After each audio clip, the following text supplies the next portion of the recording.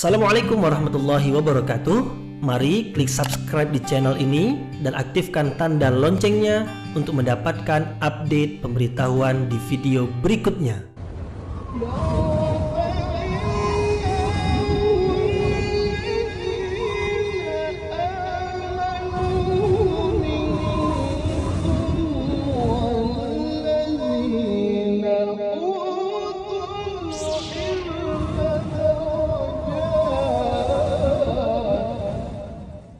A'udzu billahi minasyaitonir rajim. Bismillahirrahmanirrahim. Assalamualaikum warahmatullahi wabarakatuh.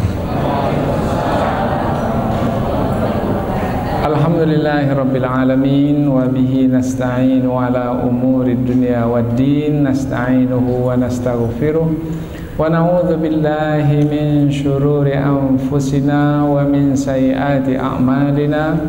فَمَنْ يَهْدِ اللَّهُ فَلَا مُضِلَّ لَهُ وَمَنْ يُضْلِلْ فَلَا هَادِيَ لَهُ أَشْهَدُ أَنْ لَا إِلَهَ إِلَّا اللَّهُ وَحْدَهُ لَا شَرِيكَ لَهُ وَأَشْهَدُ أَنَّ مُحَمَّدًا عَبْدُهُ وَرَسُولُهُ لَا نَبِيَّ بَعْدَهُ أَمَّا بَعْدُ. Kita bersyukur kepada Allah Subhanahu wa Ta'ala yang masih melimpahkan rahmat dan nikmat-Nya.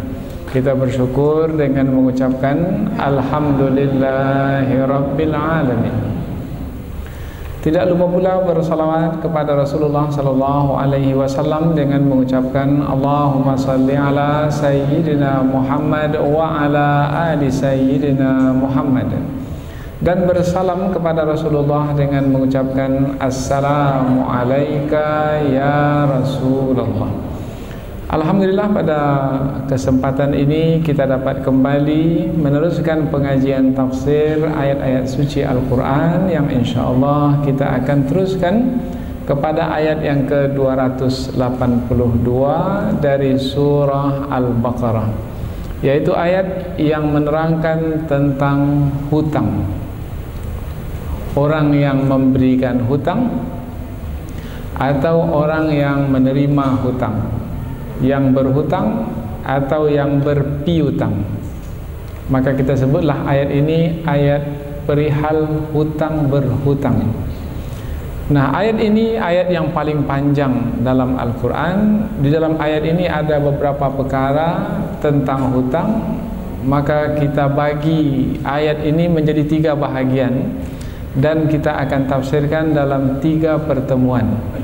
Pada pertemuan yang pertama kita ambil permulaan ayat, yaitu yang berkaitan tentang perintah Allah supaya apabila kita hutang berhutang berhubungan dengan orang lain, baik itu kita yang memberi hutang atau kita yang berhutang, hendaklah kita menulis hutang tersebut. Jadi perkara yang pertama yang kita bahas tentang hutang adalah kewajiban menulis hutang. Apa kaitan ayat ini dengan ayat yang sebelumnya? Ayat yang sebelumnya adalah menerangkan tentang takutlah kepada satu hari yang pada hari itu semua yang kita lakukan di dunia akan dipertanggungjawabkan. Kemudian sebelum itu ayat tentang kalau orang berhutang kepada kita atau kita memberikan hutang, pinjaman kepada orang lain dan orang itu tidak mampu membayarnya dalam waktu yang telah ditentukan, maka berikanlah penangguhan. Jadi ayat ini masih lagi ada kaitan dengan ayat yang sebelumnya, yaitu tentang hutang. Hanya saja antara 2 ayat yang berkaitan dengan hutang ini diantarai oleh ayat yang menyuruh kita supaya takutlah kepada satu hari, takutlah kepada hari akhirat. Maka ada rahasia mengapa takut kepada hari akhirat itu diletakkan di antara 2 ayat yang berkaitan dengan hutang. Rahasianya adalah hutang berhutang ini memang perkara dunia, yaitu ketika kita hidup di dunia ini. Tetapi sebenarnya apabila tidak selesai hutang berhutang itu di dunia, maka dia akan berterusan ke hari akhirat, ke hari pembalasan. Bahkan jangankan menunggu hari akhirat, hari pembalasan, ketika umpamanya nyawanya tercabut dari badan, itu sudah ditetapkan bahwasanya dalam hadis riwayat Imam Ahmad, nyawa itu tidak akan sampai kepada Allah Subhanahu wa taala sehinggalah hutang itu dibayarkan. Jadi kaitannya bukan hanya dengan kehidupan dunia semata, tetapi kaitannya juga dengan kehidupan setelah meninggal dunia sampai ke hari akhirat. Bahkan dalam hadis riwayat Imam Ahmad juga diterangkan, ketika jenazah itu hendak disolatkan, Rasulullah bertanya, wahai sekalian yang hadir, ini jenazah ini ada berhutang atau tidak? Kalau yang hadir mengatakan tidak ada hutangnya, hutangnya sudah dibayarkan, maka Rasulullah mau menyolatkannya, solat jenazah. Tapi kalau disebutkan ada hutang dan hutangnya belum dibayar, Rasulullah tak mau mensolatkannya. Jadi kaitannya adalah dengan hari akhirat, maka diletakkanlah ayat tentang takutlah kamu kepada hari akhirat, hari di mana kamu akan dibalas sepenuhnya. Apa yang kamu buat di dunia akan mendapatkan pembalasannya, termasuklah perkara hutang.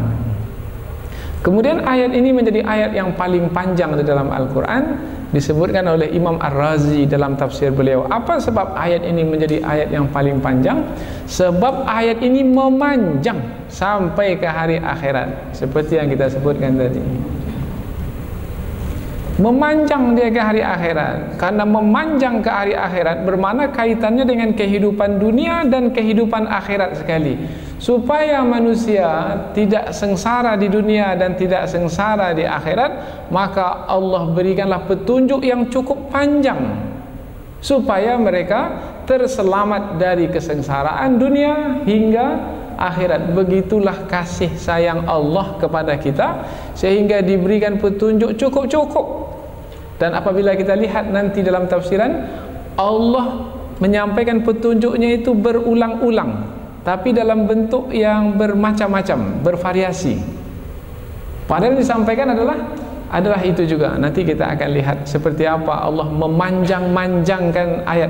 Sebenarnya ayat ini bisa dipendekkan, tetapi Allah panjang-panjangkan supaya kita mendapat bimbingan, mendapat petunjuk. Jangan sampai karena berhutang menderita di dunia, menderita setelah meninggal dunia, dan menderita sampai nanti ke akhirat yang tidak ada penghujungnya. Jadi sudah tahu kita apa sebabnya ayat tentang hutang ini ayat yang paling panjang di dalam Al-Quran. Baik, kita lihat ayat ini dengan membacanya terlebih dahulu, kemudian menerjemahkannya. Setelah itu kita akan tafsirkan insyaallah. A'udzu billahi minasyaitonir rajim. Bismillahirrahmanirrahim.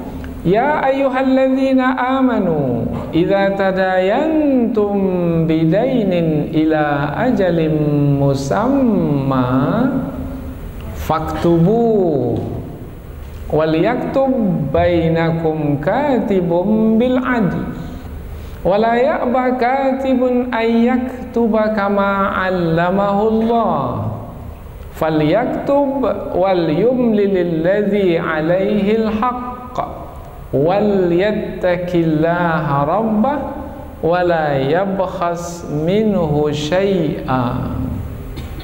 Sampai di sini saja.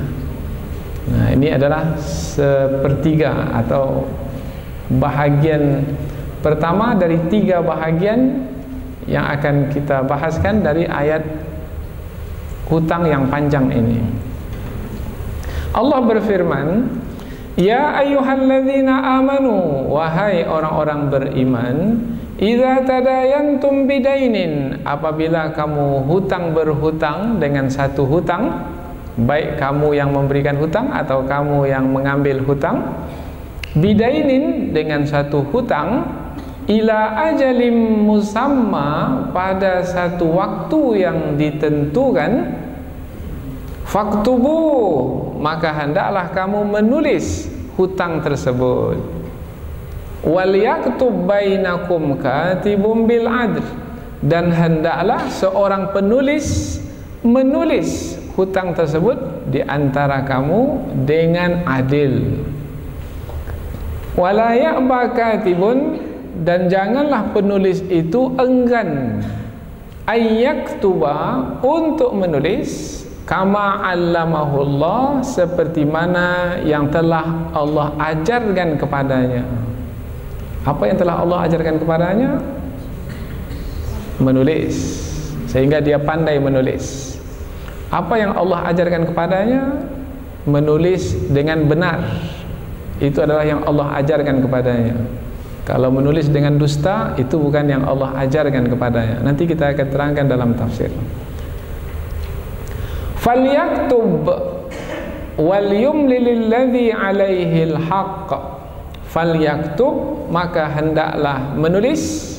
Siapa yang menulis tadi? Penulis. Jadi penulis itu bukan orang yang memberi hutang, bukan pula orang yang berhutang. Jadi ada penulis yang dilantik, yang dipilih di antara mereka berdua.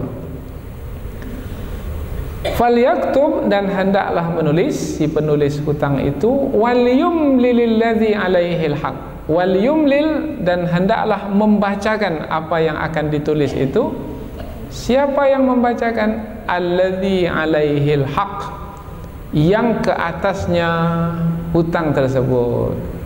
Siapa dia? Orang yang berhutang. Jadi orang yang berhutang itu yang mengatakannya kepada penulis. Umpamanya si penulis mengatakan, umpamanya penulis mau menulis. Nah, maka kata si yang berhutang, sebut di situ, saya yang bertanda tangan di bawah ini. Nah, si penulis pun menulis, saya yang bertanda tangan di bawah ini. Nama orang yang berhutang, tanggal lahir, umpamanya alamat, nah nomor KTP, umpamanya nomor identitas. Nah, memang betul telah menerima hutang dari nama. Nah, yang menyebut ini, yang mengatakan ini untuk ditulis oleh si penulis adalah orang yang berhutang. Mengapa orang yang berhutang? Nanti kita akan bahas dalam tafsir. Sekarang mau kita terangkan dahulu siapa orang yang membacakan kepada si penulis untuk ditulis. Wal yattaqillaha rabbah, dan hendaklah dia bertakwa kepada Allah Tuhannya. Wala yabkhas minhu syai'a, dan tidaklah boleh ia mengurangkan darinya sesuatu pun. Mengurangkan dari apa? Dari hutang yang ditulis itu. Kalau memang 10 juta, 10 juta. Jangan kurangkan nolnya 1 jadi berkurang jumlahnya. Atau jangan pula tambah, jadi bertambah beban untuk mengembalikan hutang. Sebanyak mana hutang, sebanyak itu yang ditulis. Kita ulang dari awal ayat. Wahai orang-orang beriman, apabila kamu di antara kamu hutang berhutang kepada satu waktu yang ditentukan, maka tulislah hutang tersebut. Dan hendaklah penulis menulis hutang itu di antara kamu dengan adil. Dan janganlah penulis enggan untuk menulis seperti mana yang telah Allah ajarkan kepadanya. Dan hendaklah penulis itu menulis, dan yang berhutang itu hendaklah membacakan apa yang akan ditulis oleh si penulis. Dan hendaklah dia bertakwa kepada Allah Tuhannya, dan hendaklah dia tidak mengurangi dari hutang itu sesuatu pun. Jadi dari apa yang kita sampaikan melalui terjemahan atau pemahaman kita yang ringkas dari ayat ini, nampaknya adalah berkaitan tentang kewajiban menulis hutang. Apabila memang berhutang, maka tulislah hutang. Perintah kepada siapa? perintah kepada orang yang memberi hutang dan kepada orang yang mengambil hutang atau yang berhutang. Tulis. Jadi kewajiban menulis hutang. Baik, sekarang kita pindah ke tafsir yang lebih terperinci. Kita mulai dari seruan di awal ayat. Ini sudah berkali-kali kita sampaikan. Banyak ayat Al-Quran dimulai dengan seruan yang seperti ini. Ya ayyuhalladzina amanu, wahai orang-orang yang beriman. Nah, ini seruan bukan kepada semua manusia. Kepada siapa? Kepada orang-orang beriman. Ada tafsiran yang bisa kita nikmati untuk kita kaitkan dengan kewajiban menulis hutang. Wahai orang-orang beriman, apabila Allah menyeru dengan seruan seperti ini, ada kewajiban yang akan diterangkan selepasnya. Kewajiban apa? Kewajiban menulis hutang. Mengapa Allah seru orang-orang beriman? Karena hanya orang-orang beriman yang akan mau menjalankan kewajiban yang Allah tetapkan. Orang tidak beriman tak akan mungkin mau, karena tidak ada keimanan kepada Allah, maka tidak akan mungkin mau memperhatikan perintah Allah, apalagi menjalankan perintah Allah. Siapa yang akan memperhatikan perintah Allah dan mau menjalankan perintah Allah itu? Orang-orang beriman. Maka karena hanya orang-orang beriman yang mau memperhatikan perintah Allah, maka hanya mereka yang Allah seru. Karena hanya kepada mereka bermanfaat seruan. Kepada orang-orang yang tidak bermanfaat seruan, tak perlu mereka diseru. Nah, orang-orang yang tidak beriman tak bermanfaat seruan kepada mereka, maka Allah pun tak menyeru mereka, karena sia-sia saja menyeru orang yang tidak beriman. Jadi Allah menyeru hanya kepada orang yang bermanfaat seruan ke atas mereka. Maka orang-orang beriman, apabila mereka memiliki keimanan, ketika diseru oleh Allah, wahai orang-orang beriman, maka dengan iman mereka, mereka segera, ya Allah, apa kewajiban yang Engkau tetapkan ke atas diri kami? Kami akan jalankan. Apabila menjalankan kewajiban dengan keimanan, maka kewajiban tersebut bernilai ibadah. Jadi kewajiban menulis hutang, ia adalah satu ibadah yang dijalankan. Jadi menulis hutang itu ada pahala? Ada pahala. Tapi kita kadang-kadang tak mau menulis hutang, hilang peluang mendapatkan pahala. Tapi sedikit betul Ustaz, dia hanya pinjam 5.000 saja, tak kalah 5.000 pula menulis hutang. Nah, kalau mau mendapat pahala, meskipun 5.000 tulis, karena hutang. Allah tak menyebutkan hutang yang besar-besar saja tulis, hutang yang kecil-kecil tak perlu tulis. Tidak, dalam ayat ini nanti kita akan jumpa ayat, apabila kamu berhutang dengan satu hutang, besarkah hutang ataupun kecilkah hutang, jangka panjangkah hutang atau jangka pendekkah hutang, tulis. Dengan menulis bermakna kamu menjalankan perintah Allah sebagai satu kewajiban ke atas dirimu, kamu sambut dengan keimanan yang ada padamu, maka bernilai ibadah dalam menulis hutang. Dan kita hidup di dunia adalah untuk beribadah kepada Allah. Tidaklah kuciptakan jin dan manusia melainkan untuk beribadah. Beribadah beruntung. Tak menulis hutang, hilang peluang beribadah. Peluang ada tapi dihilangkan begitu saja, disia-siakan begitu saja, rugi. Maka tulis hutang kalau bisa.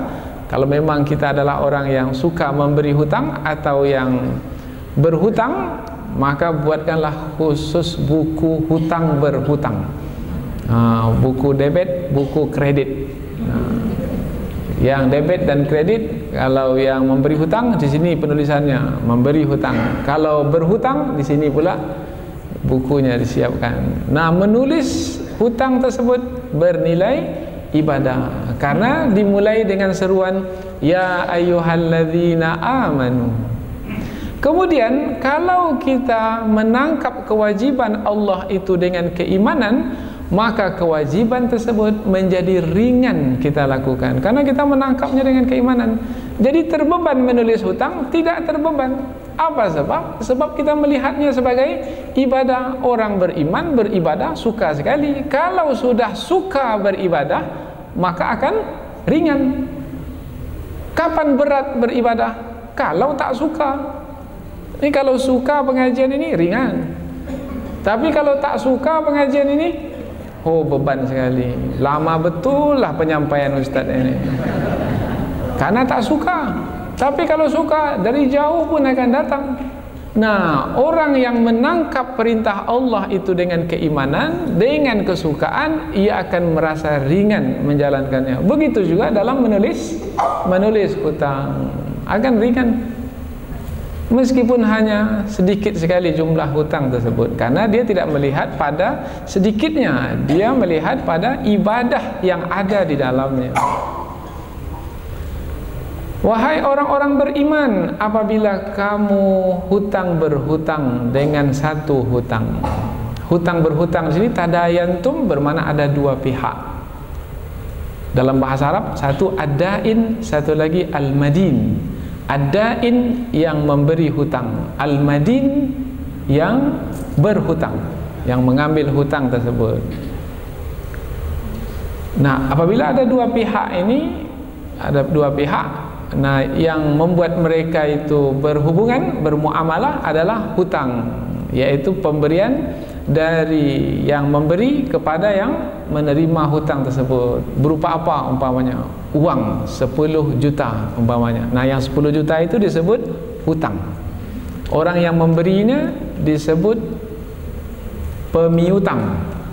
Orang yang menerima hutang itu disebut yang berhutang.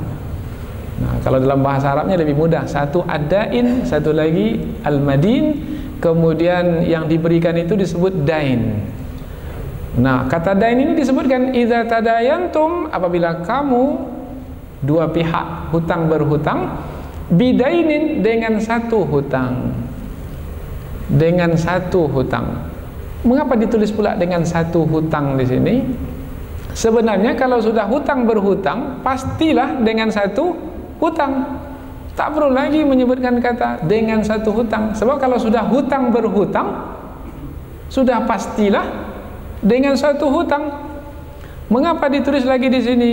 Maka disebutkan oleh tafsir, umpamanya oleh tafsir Al-Kasyaf. Ini tafsir yang pakar dalam bidang bahasa. Di sini letak tingginya ayat Al-Quran. Nah, ketinggian ayat Al-Quran adalah dengan menyebut kata dain, supaya kata dain ini tidak diulang lagi nanti. Kalau tidak adalah kata bidainin di sini, maka ayat itu akan menjadi seperti ini. Idza tadayantum, tak ada kata bidainin. Idza tadayantum ila ajalim musamma faktubud daina. Jadi di situ kata daina baru muncul. Penyebutannya di akhir nilainya lebih rendah dari sisi sastra berbanding disebutkan di awal. Nah, ini kaitannya dengan sastra Al-Quran. Ini hanya akan dapat dinikmati oleh orang yang belajar balaghah sastra Al-Quran. Nah, kalau tak menikmatinya tak apa-apalah, tunggu sampai saatnya menikmati saja. Nah, karena di situ ada nilai bahasa yang sangat tinggi sekali, sehingga tak perlu lagi mengulang. Umpamanya, kalau tidak ada kata dain, apabila kamu hutang berhutang sampai waktu yang ditentukan, maka tulislah hutang tersebut. Nah, begitu jadinya. Tapi sekarang ini Allah tidak menyebutnya seperti itu. Apabila kamu hutang berhutang dengan satu hutang sampai masa yang ditentukan, maka tulislah ia.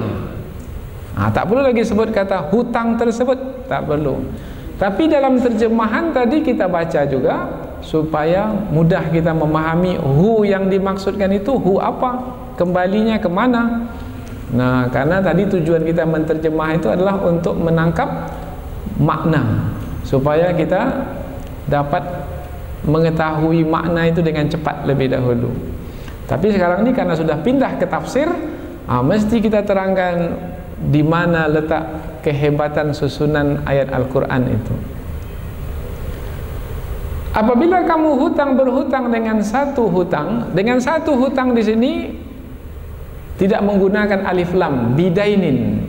Allah tidak menyebut bidaini, tidak, tapi bidainin, dengan satu hutang nakirah, tidak pakai alif lam, maka maksudnya sebanyak apapun hutang tulis, sedikit apapun hutang tulis, kepada siapapun berhutang tulis, meskipun kepada adik sendiri, kalau dia tak bayar pun tak apalah, tulis kalau memang ia adalah hutang. Karena biasanya kepada orang lain tulis, tapi kalau kepada keluarga sendiri tak menulis, tulis. Meskipun tulisan itu mungkin tidak kita berikan kepadanya, tapi kita simpan saja di agenda kita, tapi kita beritahu keluarga kita, istri kita, anak kita. Tujuannya apa? Tujuannya banyak manfaatnya. Kalaulah ditakdirkan kita meninggal dunia, ahli waris tahu kita itu berhutang atau memberi hutang. Karena kesian nanti kalau ada orang yang berhutang dengan kita, ahli waris tak tahu, maka nanti yang berhutang itu akan teraniaya, nyawanya tak sampai ke sisi Allah. Tapi kalau kita tahu, kita katakan, ini yang meninggal ini ada hutang dengan saya, maka silakan, mau menghapuskan hutang tersebut tak perlu bayarlah, saya sudah maafkan, boleh. Atau mau memintanya juga boleh. Sebab yang diselenggarakan sebelum dikuburkan mayat itu, yang diselenggarakan pertama adalah hutangnya terlebih dahulu. Ada berhutang tidak si mayat itu. Kemudian yang kedua adalah wasiatnya, dan yang ketiga barulah nanti warisannya. Jadi sebelum warisan dibagi, maka pertama kali keluarkan dahulu hutang dan wasiatnya. Berikutnya, apabila kamu hutang berhutang dengan satu hutang, apabila kamu hutang berhutang, apabila disebut kata apabila, bermakna menerangkan tentang suatu keadaan. Apabila kita berada pada keadaan tersebut, termasuk kepada orang yang memberi hutang atau orang yang mengambil hutang, maka kita sudah terkena oleh ayat ini. Maka perintah dalam ayat ini mesti dijalankan, yaitu mesti menulisnya. Nanti kita akan sampaikan mesti ini mesti apa, nanti kita akan bahas. Ila ajalin musamma, hutang berhutang sampai waktu yang ditentukan. Pengajian sebelum ini ada yang bertanya bahwasanya ada yang hutang berhutang itu tidak ada waktu ditentukan. Umpamanya, pinjamkan saya uang, maka kita pinjamkan tapi tidak kita beritahu sampai kapan. Boleh, tidak ada masalah. Tetapi jangan minta-minta pada waktu tertentu. Apa sebab? Sebab kita memberikan hutang itu lepas tidak ada batas waktu. Kapan kita minta? Kalau sudah habis batas waktunya. Kalau kita katakan pinjamkan saya uang, kemudian kita katakan kepadanya, baik, berapa lama? Dia pun mengatakan sebulan saya kembalikan. Nah, setelah sebulan kita berhak untuk memintanya. Apa sebab? Sebab ditentukan waktunya. Nah, kalau hutang berhutang adalah lebih bagus untuk ditentukan waktunya. Apa sebab? Sebab supaya tidak mendatangkan masalah di kemudian hari. Yang memberi hutang nanti saja kapan dia bayar hutang, Kemudian yang berhutang itu pula kan tak ada batas waktu. Kapan saya sukalah membayarnya. Ini bisa mendatangkan masalah. Tapi kalau ada batas waktu, ini bisa diperkarakan. Sebab dia sudah melanggar perjanjian dalam hutang berhutang. Maka dalam hadis riwayat Imam Bukhari dan Muslim, man arada ayyaslifa, barang siapa yang ingin meminjam atau barang siapa yang berkaitan dengan pinjam meminjam, maka fafi kailin ma'lumin wa waznin ma'lumin wa ajalin ma'lumin, hendaklah dia dalam ukuran yang telah diketahui, dalam berat yang telah diketahui, dan dalam masa yang telah diketahui. Kalau mau mau pinjam meminjam, maka mesti diketahui jumlahnya berapa. Nah, kalau beratnya berapa, waktu pula waktunya berapa, maka disebutlah ajalim musamma. Ajal itu maknanya batas akhir, itu namanya ajal. Nah, biasanya kematian itu juga disebut ajal. Ini sudah sampai ajalnya, bagaimana sudah sampai batas akhir dari usianya, sudah habis usianya. Usianya 60 tahun, 6 bulan, 6 hari, 6 jam, 6 menit, 6 detik umpamanya. Nah, sudah habis usia tersebut. Batas akhirnya rupanya jam 10 pagi tepat. Nah, 10 pagi tepat itu adalah ajalnya, yaitu waktu akhir. Itu makna ajal, waktu akhir dari usia. Nah, waktu akhir dari pembayaran hutang itu kapan? Umpamanya waktu akhirnya adalah 30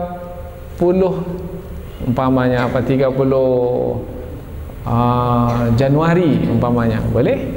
Nah, atau Muharram umpamanya 29 Muharram. Nah, boleh?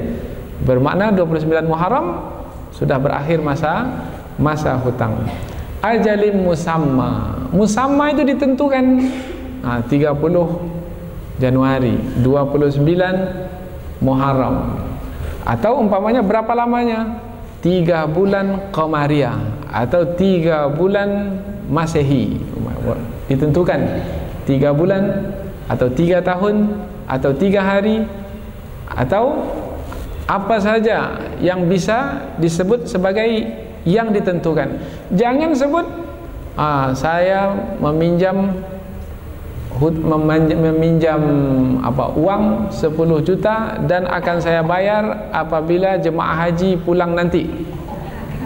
Nah, apabila jemaah haji pulang nanti, ini bermakna ajal yang tidak tertentu, tidak ada kepastian di situ. Jemaah haji pulang, kapan jemaah haji pulang? Nah, atau umpamanya pinjam saya beras 1 goni dan nanti akan saya bayar pada panen yang akan datang. Panen yang akan datang itu panen yang mana? Nah, itu tidak tentu. Jadi tentunya itu dengan ukuran waktu. Ukuran waktu seperti hari atau bulan atau tahun. Kalau tidak nanti bisa mendatangkan masalah. Wahai orang-orang beriman, apabila kamu berhutang dengan satu hutang sampai kepada batas waktu yang telah ditentukan, maka faktubuh, maka hendaklah kamu menulisnya. Jadi kewajiban menulis hutang. Kewajiban menulis hutang di sini jatuh hukumnya sunat atau wajib? Ada 2 pendapat dalam pembahasan fikih, pembahasan hukum. Pendapat pertama mengatakan hukumnya adalah wajib. Mengapa wajib? Sebab bentuk perintah.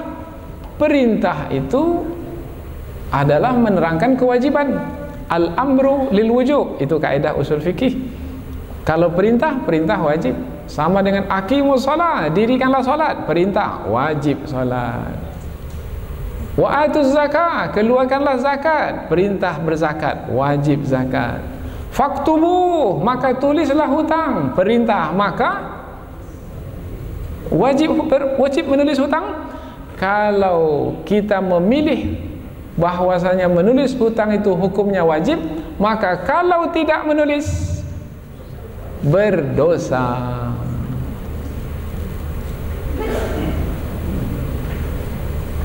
Pendapat ini seperti yang dipilih oleh Imam Ibnu Jarir At-Tabari dalam tafsir beliau dan beberapa ulama tafsir yang lainnya.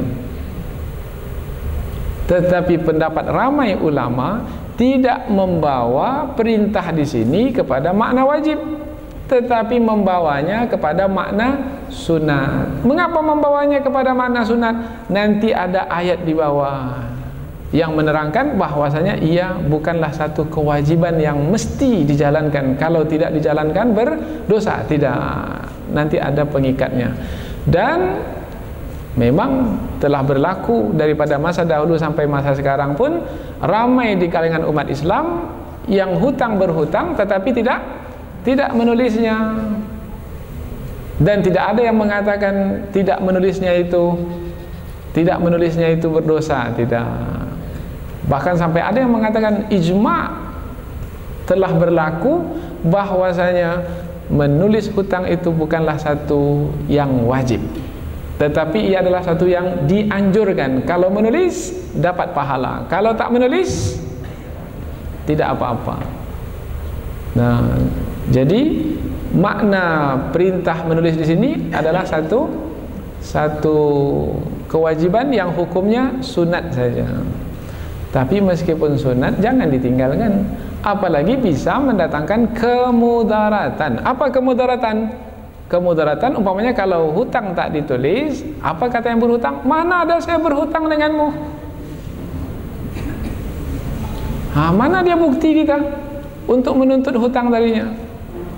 Nah, maka penyelesaiannya sudahlah, maafkanlah. Tapi maafkan dalam hati tak bisa terima.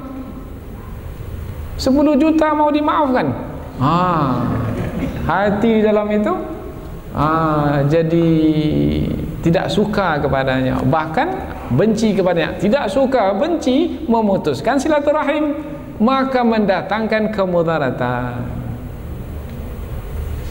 Sekali ini sajalah saya pinjam kepada dia, tobat saya tak akan kasih lagi kepada dia. Nah, ini perkataan orang yang sudah marah kepada orang yang tidak mau bayar hutang. Kemudian pada orang yang berhutang juga begitu. Orang yang berhutang itu tahu dia berhutang, dan dia tahu orang yang beri hutang tak akan mungkin mampu untuk meminta hutang karena tidak ada bukti. Meskipun dia tak bisa dituntut, tapi orang yang berhutang ini pasti juga malu, ada rasa malunya, tak berani lalu di depan rumah menengok orang, takut dia. Nah, ada rasa takut karena orang bersalah, orang berdosa, pasti ada rasa takut. Akhirnya rengganglah perhubungan antara mereka berdua, akan mendatangkan kemudaratan. Supaya tidak mendatangkan kemudaratan, tulis, meskipun hukumnya sunat saja, tapi peluang untuk beribadah, dapat pahala. Wal yaktub bainakum katibun bil adl, dan hendaklah seorang penulis di antara kamu menulis dengan adil. Sebenarnya ayat ini tak perlu lagi. Apa sebab? Sebab ayat sebelumnya sudah tulislah. Kalau tulislah bermakna mesti ada yang menulis, dan mesti yang menulis itu adalah orang yang jujur, orang yang adil. Tak perlu lagi ayat ini. Tapi mengapa Allah sebut juga? Allah sebut juga adalah untuk memanjang-manjangkan petunjuk dan bimbingan supaya kita jangan sampai lupa. Begitu sayangnya Allah. Kadang-kadang orang tua pun begitu, diulang-ulang. Kadang-kadang anak mau pergi merantau umpamanya, nah jangan lupa salat ya. Nanti sebentar lagi ulang lagi, pesan mak tadi jangan lupa ya. Ulang lagi. Nah, mau pergi lagi, kamu ingat baik-baik pesan mak tadi, diulang sekali lagi. Yang dipesankan itu juga. Mengapa orang tua menyampaikannya berkali-kali? Tanda sayangnya kepada anak, membimbing, memastikan anak itu terjaga. Begitu jugalah Allah dalam ayat ini, sehingga ayat berhutang ini menjadi panjang untuk memelihara kebaikan hamba itu di dunia dan di akhirat, sehingga antara hamba tidak putus silaturahim. Apalagi ada yang benci-membenci, ada yang bermusuhan. Sampai ada yang mengatakan, tidak, saya akan relakan dunia dan akhirat. Ada yang begitu. Kita dengar itu di tengah masyarakat. Tak bisa saya relakan, lama saya mengumpulkan uang itu, tiba-tiba dia tak mau kembalikan. Saya akan tuntut nanti di hadapan Allah. Kita lihat. Nah, supaya tidak berlaku perkara yang seperti itu sudah membawa kepada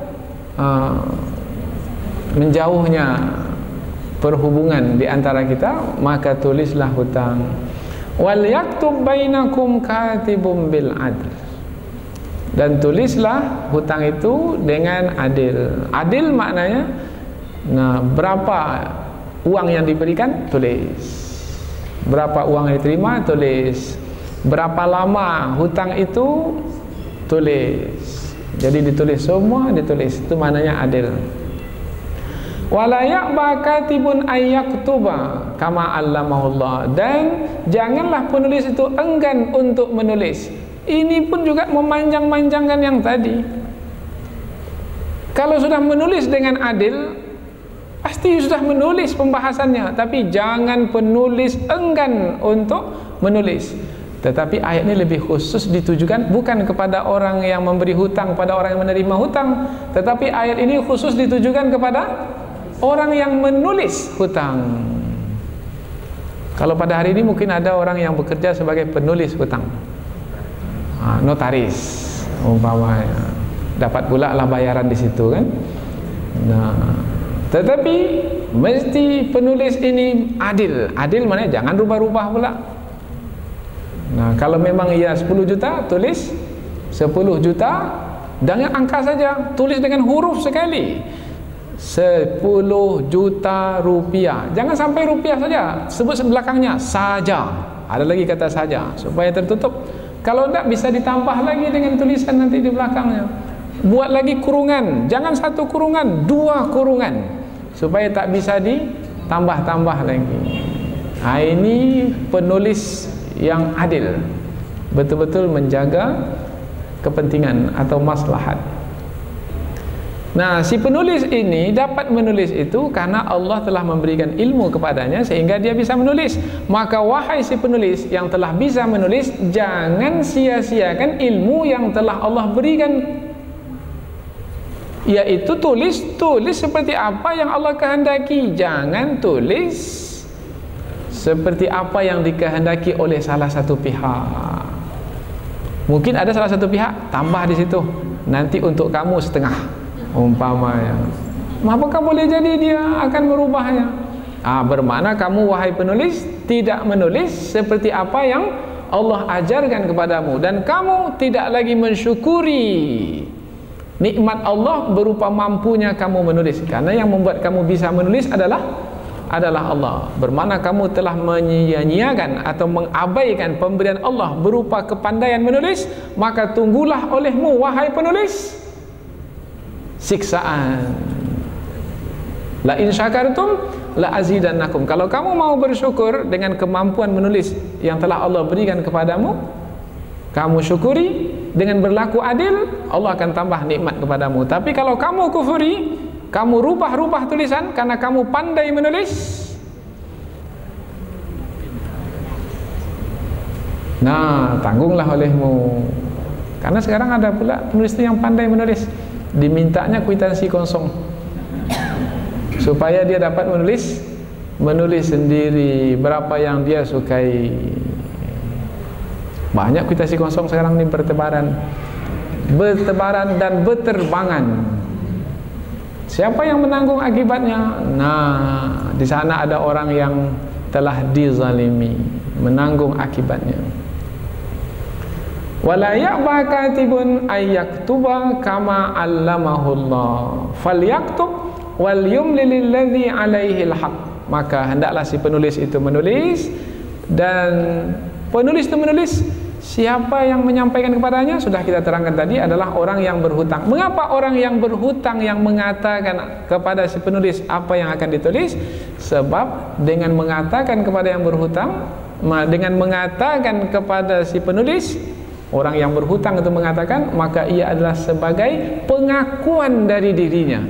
Karena biasanya yang akan membantah itu adalah si yang berhutang itu. Tak ada saya menulis seperti ini, tak adalah jumlah saya berhutang 10 juta. Nah, biasanya yang membantah itu siapa? Orang yang memberi hutang. Tidak, orang yang akan membayar hutang itu yang membantah. Nah, supaya dia tidak membantah nanti, dia sendiri yang mengatakannya kepada si penulis. Kalau bisa direkam saja di perkataannya itu. Ini kamu yang mengatakannya, kamu yang mengucapkan apa yang akan ditulis oleh si penulis itu. Begitu rapinya, begitu telitinya Allah menerangkan tentang hutang berhutang ini, sampai kepada keadaan yang bisa memungkinkan untuk mendatangkan masalah, ditutup rapat-rapat. Lihat, begitu sempurnanya ayat Quran. Tapi karena kita tidak selalu membahaskannya, akhirnya lepas pandang, terlepas pandang, akhirnya tak melihat kehebatan Al-Quran sebagai petunjuk hidup. Bukan kaitannya dengan akidah saja, bukan kaitan dengan ibadah, kaitan dengan muamalat, kaitan dengan kehidupan sehari-hari. Pada masa Rasulullah sampai ke Madinah, yang biasa berlaku di Madinah itu juga adalah hutang berhutang. Tapi sistemnya bayar dahulu, setelah itu barang diambil kemudian. Jadi bayar sekarang, kemudian barangnya diambil 1 tahun lagi. Nah, saya beli apa umpamanya, beras 10 kilo, ini uangnya. Jadi uang diberi dahulu, kemudian berasnya diambil nanti. Nah, kalau tidaklah ditulis, mana ada kamu kasih uang pada saya? Terjadi perkelahian. Sebab batas waktunya panjang, lama. Maka tulis, nih buktinya, saya telah memberikan uang kepadamu. Mana sekarang, mana barangnya? Dengan demikian terselamatlah masyarakat Islam itu dari permusuhan sesama mereka disebabkan karena harta dunia. Karena harta dunia ini banyak menjadi sebab kepada permusuhan, pemutusan silaturahim. Lihatlah dalam keluarga kita sendiri, kita menyaksikannya banyak sekali. Maka dalam Al-Quran disebutkan, innama amwalukum wa auladukum fitnah. Sesungguhnya harta bendamu itu dan anak-anakmu itu adalah fitnah, ujian bagimu. Kalau mau berhasil dalam ujian hutang berhutang, tulis hutang tersebut. Terakhir penutup pembahasan, wal yattaqillaha rabbah. Nah, bertakwalah kepada Allah Tuhannya, hendaklah bertakwa kepada Allah. Siapa yang bertakwa kepada Allah? Si yang berhutang itu. Berhutang berapa? Sebut sebanyak itu kepada si penulis. Wala yabkhas minhu syai'a, dan janganlah ia kurangi. 10 juta, 10 juta. Jangan katakan umpamanya 9 juta, jangan. Sebanyak mana? Sebanyak itulah yang disebut untuk ditulis. Karena boleh jadi orang yang memberi hutang itu mungkin orangnya kurang pendengaran. Mungkin orang yang memberi hutang itu mungkin matanya kabur. Mungkin, boleh jadi. Maka wahai orang yang berhutang, karena kamu yang akan mengatakannya kepada si penulis, maka katakan yang benar. Jangan kamu pula mengatakan perkataan yang salah, sehingga nanti si penulis pula akan menulis yang salah. Maka bertakwalah kepada Allah. Takwa ini diikatkan kepada Allah. Memang yang memberi hutang itu tak tahu karena dia tidak mendengar atau tidak melihat, tetapi Allah Maha tahu. Maka waliyattaqillaha rabbah, bertakwalah kepada Allah. Wala yabkhas minhu syai'a, dan janganlah dia mengurang sedikit pun dari hutang yang telah ditetapkan itu. Maka nampak sekali ayat ini dengan sangat terperinci sekali dan teliti sekali menerangkan tentang hutang, khususnya tentang kewajiban menulis hutang. Mudah-mudahan kita akan mendapat pengajaran dari ayat ini, insya-Allah. Dan kita akan terus sambung pembahasan ini pada pengajian yang akan datang, yaitu tentang mempersaksikan hutang. Mesti kita lantik pula 2 orang saksi laki-laki. 1 saksi tak cukup, mesti 2 orang saksi. Di mana pula keistimewaan persaksian ini, kita akan terangkan pula dalam pengajian yang akan datang, insya-Allah. Mudah-mudahan apa yang kita pelajari ini ada manfaatnya. Subhanakallahumma wa bihamdika, asyhadu an la ilaha illa anta wa astaghfiruka wa atubu ilaik. Wassalamualaikum warahmatullahi wabarakatuh.